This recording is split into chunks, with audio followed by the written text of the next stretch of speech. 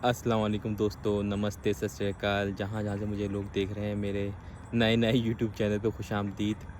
यहाँ मैं क्लेंटन पार्क आया हुआ हूँ इन ह्यूस्टन। बड़े ही खुशगवार मौसम है, सुबह का वक्त है और टेम्परेचर भी इतना ज़्यादा नहीं है। वैसे बहुत गर्मी थी लास्ट वीक इन ह्यूस्टन और रहती है। अगस्त सबसे वार्मेस्ट मंथ कहलाया जाता है ह्यूस्टन का। तो बनाने का मकसद ये था कि कुछ अर्सा पहले ट्रॉय मूवी देखी और बड़ा ही नॉस्टैल्जिक फील करा अर्ली 2000s के डेज़ को, क्योंकि without social media and everything बड़ी लाइफ बड़ी सुकून और पीसफुल थी। और मूवीज़ भी आजकल ट्रॉय या किंगडम हेवन जैसी बननी बंद हो गई हैं। कंप्यूटर ग्राफिक्स और एवरीथिंग ज़्यादा इंट्रोड्यूस हो गई है मूवीज़ में। स्टोरी प्लॉट वो जैसा नहीं रहता जैसे पिछली मूवीज़ का था। तो ट्रॉय मूवी के बारे में ज़रा बताऊंगा और ट्रॉय की हिस्ट्री ज़रा डिस्कस करूंगा इस पहले वीलॉग में। तो ट्रॉय मूवी जो है 2004 में वुल्फगैंग पीटरसन ने डायरेक्ट की थी और ब्रैड पिट और एरिक बैनर जैसी कैस्टिंग थी और बड़े ही शानदार मूवी है। IMDb पे चलें ज़रा कम स्कोर है 7.2, लेकिन जो म्यूज़िक कंपोज करा जेम्स ऑर्नर ने, एपिक। और आजकल भी वर्कआउट पे और लोग सुनते हैं। और दूसरी बात ये कि ट्रॉय की कहानी जो है वो तो बहुत ये कदीम कहानियों में से एक है। मतलब कि आज से 34 या 3300 ईयर्स ओल्ड है, या 13 to 14 सेंचुरी BC आप कह लें। और कहानी माइसीनियन सिविलाइजेशन की है। माइसीनियन सिविलाइजेशन एक ग्रीस से पहले, आर्काइक ग्रीस से पहले एक सिविलाइजेशन थी। उसकी पीक जब थी तो ये ट्रोजन वॉर हुई और माइसीनियन किंग्स और ट्रॉय के प्रिंसेस वगैरह जो थे वो इसमें शामिल थे वॉर में। अच्छा, ट्रॉय जो है वो वेस्टर्न एनाटोलिया का एक शहर है। हमेशा से लेजेंड समझा जाता रहा उस ट्रोजन वॉर और ट्रॉय को, लेकिन आर्कियोलॉजिकल एक्सकेवेशन जब 19th सेंचुरी में मिली और तो उससे बड़ी ही कहानी वाज़ेह हो गई कि जो होमर ने जो कहानी लिखी थी ट्रॉय की, ये हमेशा से सच रही है। लेकिन आजकल भी कुछ लोग हैं इसको लेजेंड समझते हैं ट्रोजन वॉर को, ये अलग कहानी है।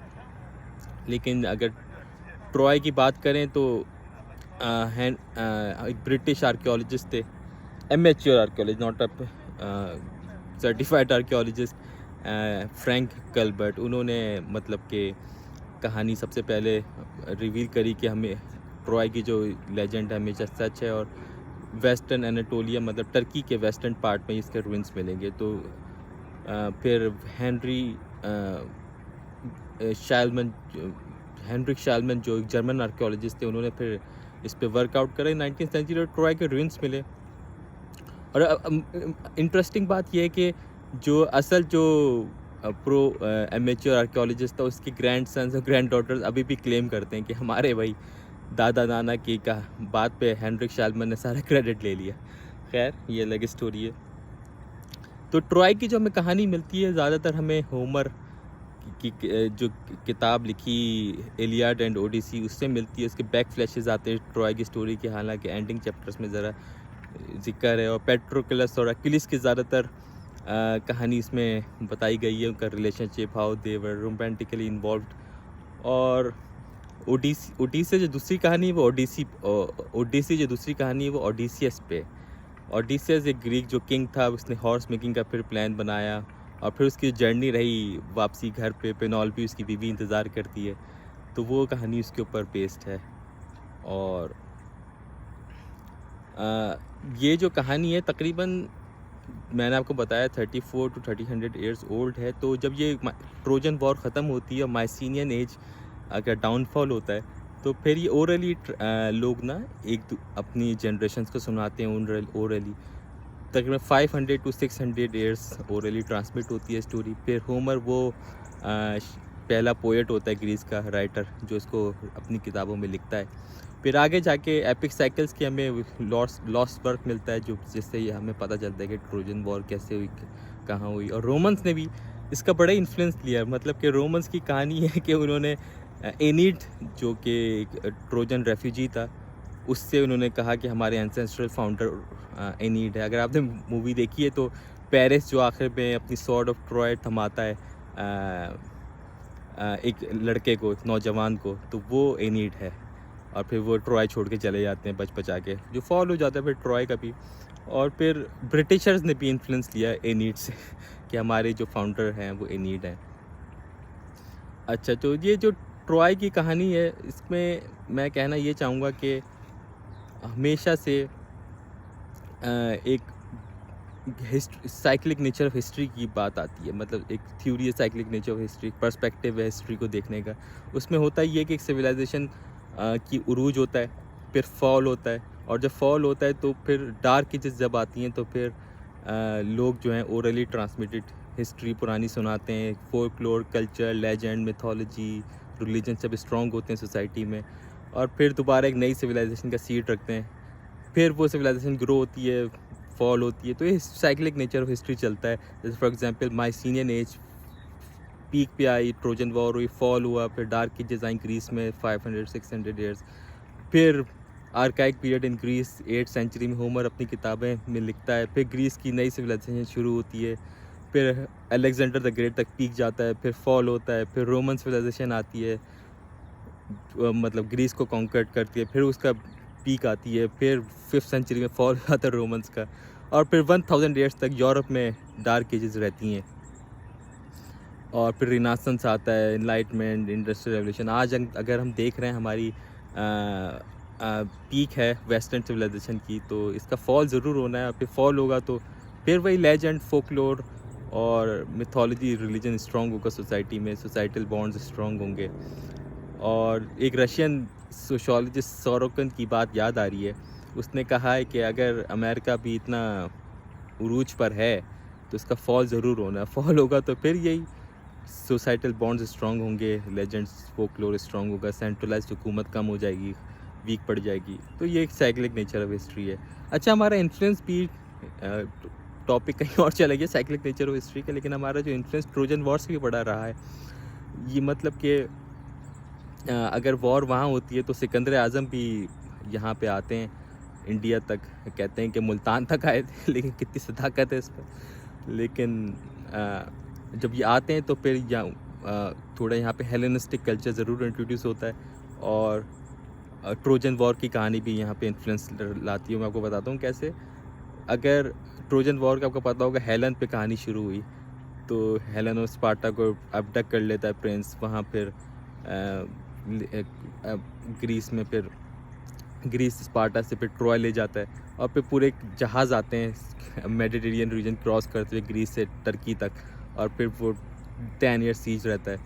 तो यहाँ पे जो कहानी का जो इन्फ्लुएंस ये रहा कि सीता माई अबडक्ट हो जाती हैं इन इंडियन सोसाइटी, और फिर राम उनको हनुमान के साथ जो मंकी आर्मी की रहनुमाई फरमा रहे होते हैं, और फिर वो उनको कवर करके एक फ्लीट जाता है इंडिया से श्रीलंका रावण को डिफीट करने के लिए। और जो हेलन, अगर वहाँ पेरिस ने अबडक्ट की थी, तो या रावण ने सीता माई को अबडक्ट कर लिया था। तो वही ब्रोंज एज की जो कहानी है, अगर इतनी अर्सा पहले हुई, तो 3rd और 2nd सेंचुरी BC में यहाँ भी उसका इन्फ्लुएंस इंडियन सोसाइटी में बहुत आया।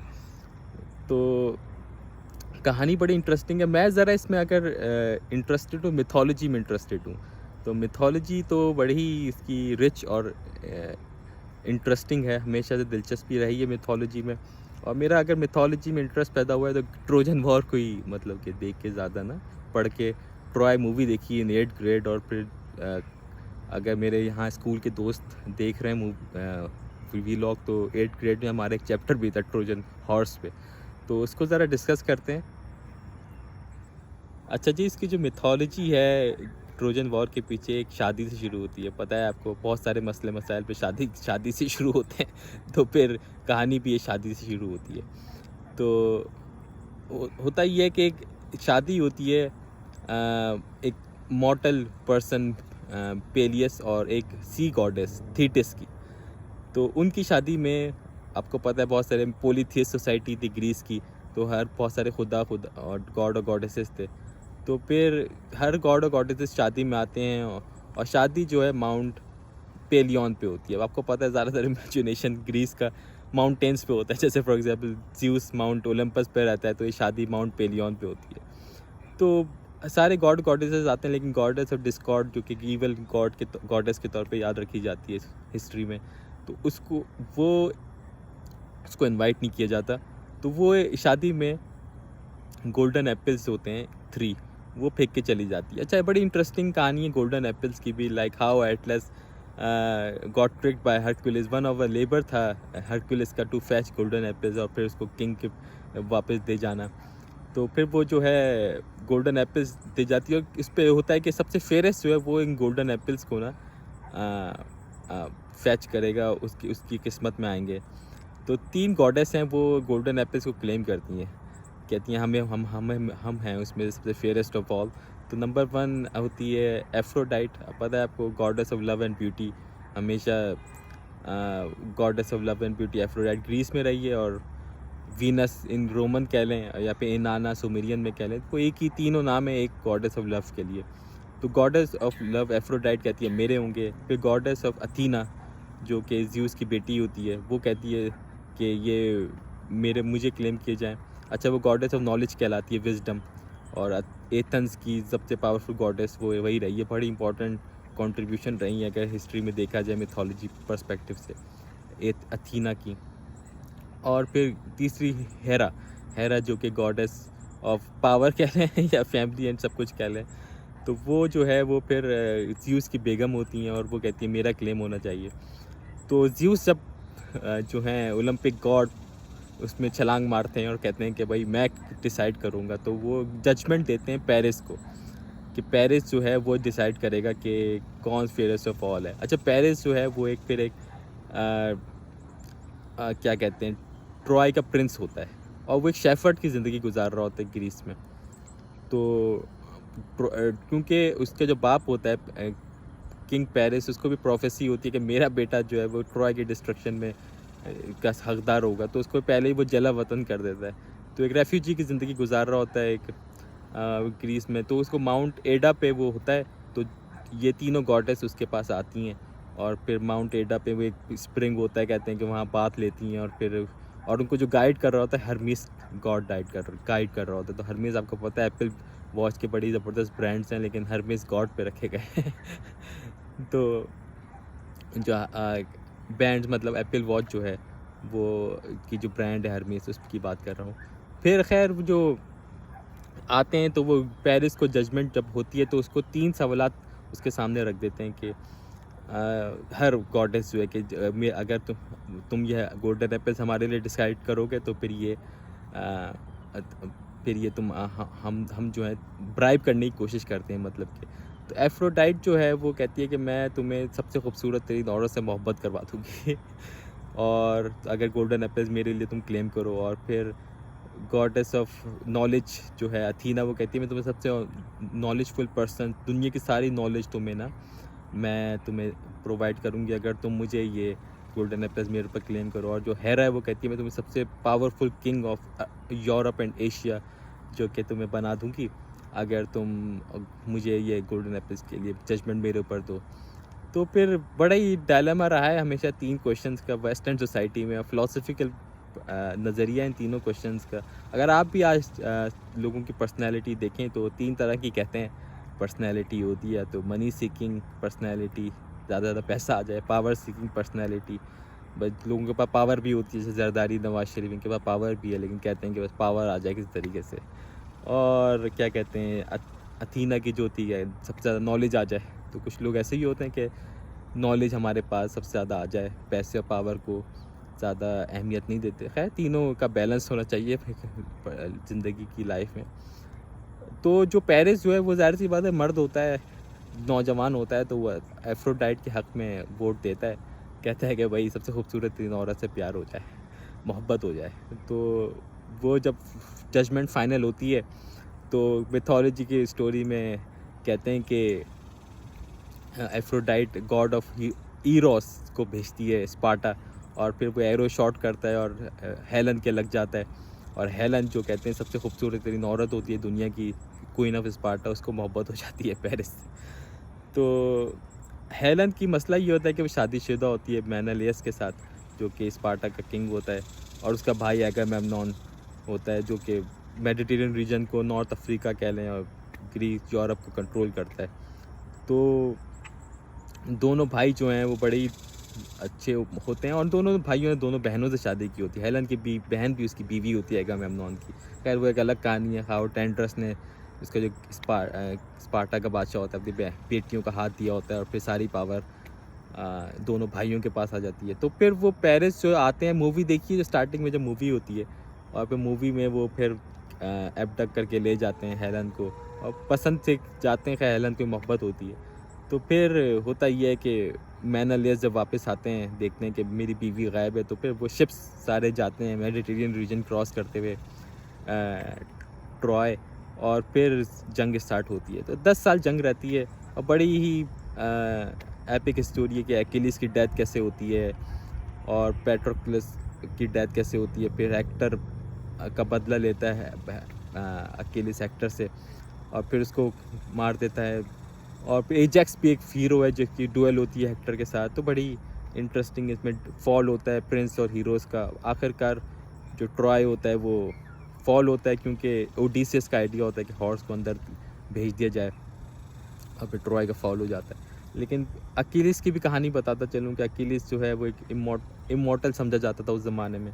उसकी भी मिथोलॉजी है कि उसकी माँ जो है रिवर स्टिक्स में जो अंडरवर्ल्ड का वाटर होता है उसमें उसको डुबोती है, टखने पकड़ के, उसके एंकल्स पकड़ के और उसकी सारी बॉडी इमॉर्टल रहती है और फिर उसके जो एंकल्स होते हैं और जो हील होती है वो इमॉर्टल रहती है। तो जब वो आखिर में उसकी डेथ होती है तो एक एरो जो है उसकी ये टेंडन रप्चर कर देता है, एंकल वाला, जो एंकल से ऊपर आपके हील से ऊपर टेंडन जा रहा है वो रप्चर हो जाता है। और मेडिकल साइंस में भी इसका नाम अकीलिस टेंडन रखा गया। या फिर डिमेट्रिकली किसी की गलती वीकनेस बताई जाए तो फिर वो अकीलिस वीकनेस भी कहलाती है।